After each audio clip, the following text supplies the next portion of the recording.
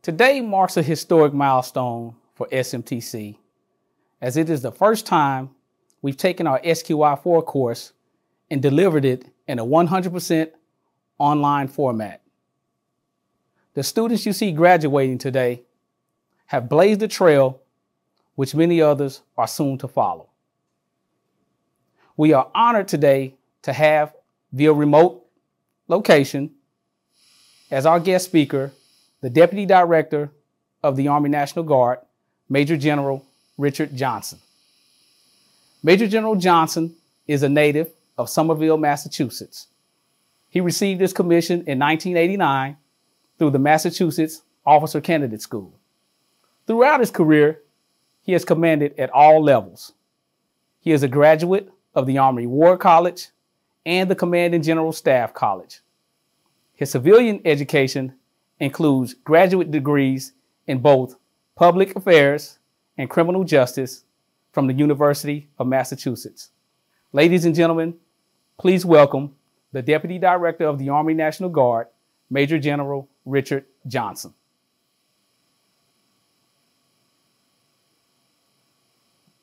Hey, good morning. Hopefully everybody can hear me. Thanks for the introduction. I was worried you're going to read my whole bio. Would have took up some time and I would have bored everybody to death. So it's always a little strange, communicating to a blank screen. I can't see you all. So I think, that just speaks to the theme of today anyway.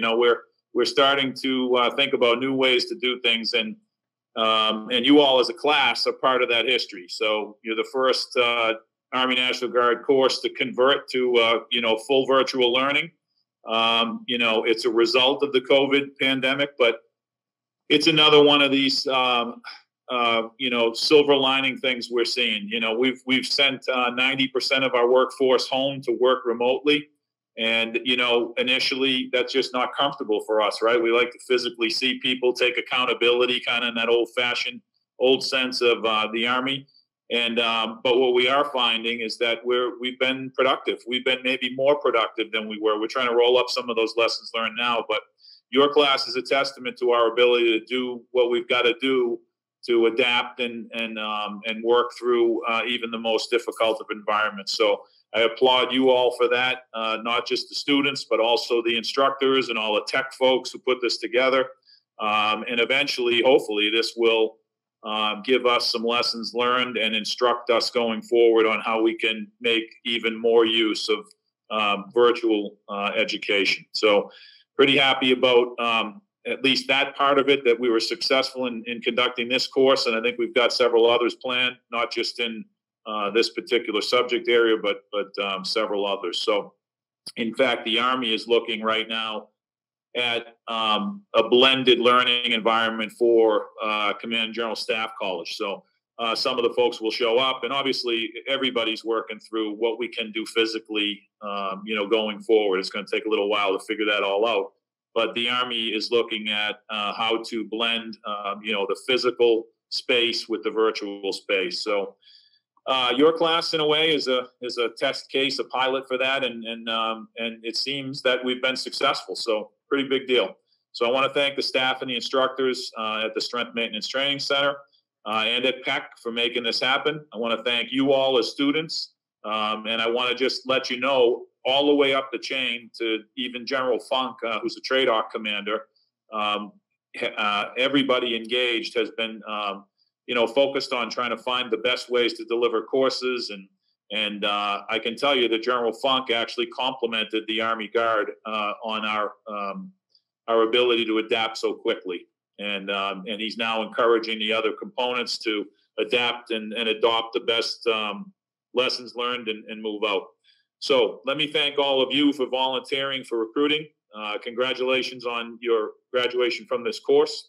And let me say that there's probably nothing more important that we do functionally than the recruiting and retention piece.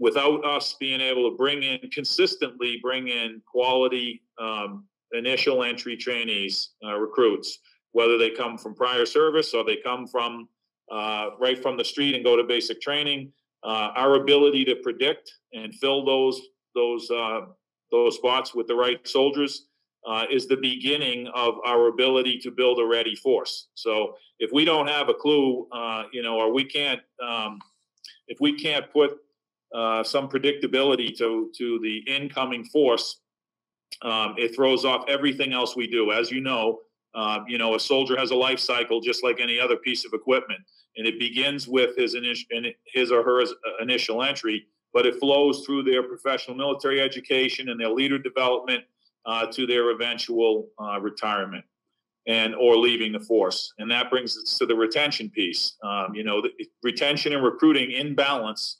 are the two most important components of strength maintenance. So for us, we're always trying to manage end strength. And as you can imagine, at every level, there's a cost to that. So being able to predict it as best we can is a pretty important task at this level, so that we can put the right resources in place to make sure the training and leader development, professional military education are in place to develop that soldier throughout their life cycle.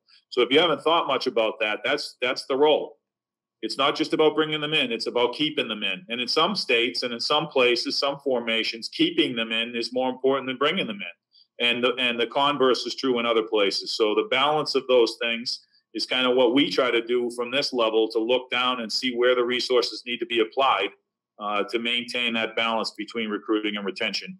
And you all are the tools that we apply to that. So I really appreciate you volunteering to be a part of that. It's probably one of our top three most complex issues to solve here on a regular basis. The questions and complexity of end strength kind of never go away for us.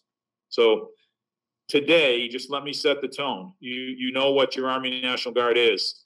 It's 335,000 soldiers across 54 states and territories in the District of Columbia.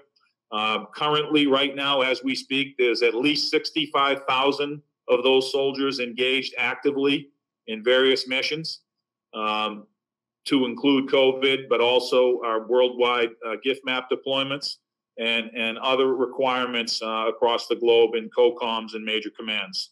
The SecDef is pretty clear, and our national defense strategy demands that we recruit a quality force and that we train them and retain them. We are vital to national security. Everything the Army tries to do, and at a higher level, Department of Defense, in support of the national defense strategy, hinges on a strong and ready Army National Guard. And strong and ready begins with the soldiers we bring in and keep. And that's the job you now have signed up to do. So I, again, want to thank you for volunteering for this mission. I want to congratulate you on your graduation from the course. And I want to challenge you on your way out the door to go do the best job that you can, to see the problem in a bigger way. Don't just see what's right in front of you. Take a look at what the bigger problem sets are. Try to think about what your boss's boss is trying to do and be a part of the solution to that problem. And you'll be the kind of leader that we need, and progressing, by the way, in your own leader development in doing so. So again, thanks for letting me address your class. Thank you for what you've done here, and good luck in what you'll do tomorrow and in the future.